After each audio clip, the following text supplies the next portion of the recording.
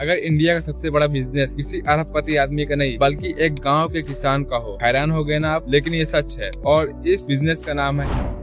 आज हम एक कंपनी नहीं एक रिवॉल्यूशन रिकॉर्ड करेंगे। ये वो मॉडल है जिसे टॉप यूनिवर्सिटी में पढ़ाया जाता है और जिसने इंडिया को मिल्क डेफिसिट कंट्री से वर्ल्ड लार्जेस्ट मिल्क प्रोड्यूसर बना दिया। लेकिन असली सवाल ये है, कैसे एक सिंपल आइडिया ने $1 बिलियन कॉर्पोरेशन को हरा दिया।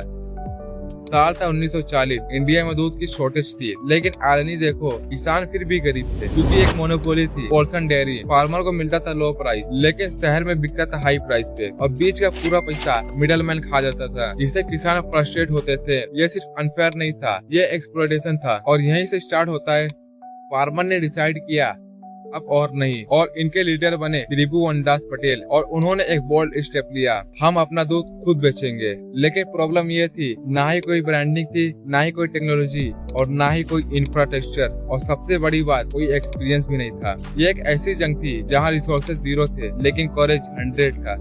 फिर एंट्री होती है एक आउटसाइडर की, एक इंजीनियर जो डेयरी इंडस्ट्री से बिलोंग भी नहीं करता था और वो यहाँ रहना भी नहीं चाहता था। लेकिन जब उन्होंने सिस्टम देखा, उन्होंने डिसाइड किया कि मैं इस गेम को चेंज करूंगा और यहीं से स्टार्ट होता है इंडिया का बिगेस्ट बिजनेस एक्सपेरिमेंट। आप समझो अमूल का असली सीक्रेट, पहले फार्मर, फिर supplier, owner, profit distributed not concentrated. फिर उन्होंने अपनाया 3 टायर स्ट्रक्चर, यानी विलेज, डिस्ट्रिक्ट, स्टेट, और फिर एक चेन बनाया जैसे प्रोक्यूरमेंट, प्रोसेसिंग, डिस्ट्रीब्यूशन, ब्रांडिंग। ये एक ऐसा स्ट्रक्चर था जैसे एंड टू एंड सारा सब कुछ कंट्रोल होता था। ये एग्जैक्टली वही स्ट्रेटेजी है जो आज की कंपनी लाइक एप्पल वगैरह इस्तेमाल करती है, लेकिन अमूल ने ये 50 साल पहले कर चुका था। ग्रोथ फेज में अमूल ने कुछ ऐसा मूव किया जो आज भी केस स्टडी है, जैसा कि 1970 में दुनिया की सबसे बड़ी डेयरी का प्रोग्राम, और फिर अमूल गर्ल्स की मार्केटिंग, जिससे फ्री में प्रमोशन हुआ और इमोशनल कनेक्शन हुए, जिसका रिजल्ट ये निकला, कम दाम में ज्यादा प्रोडक्शन हुई, including good quality and trust किया, जिससे और भी ज्यादा किसान इंडस्ट्री को ज्वाइन किया। ये एक लूप है जिसे ब्रेक करना ऑलमोस्ट इम्पॉसिबल है।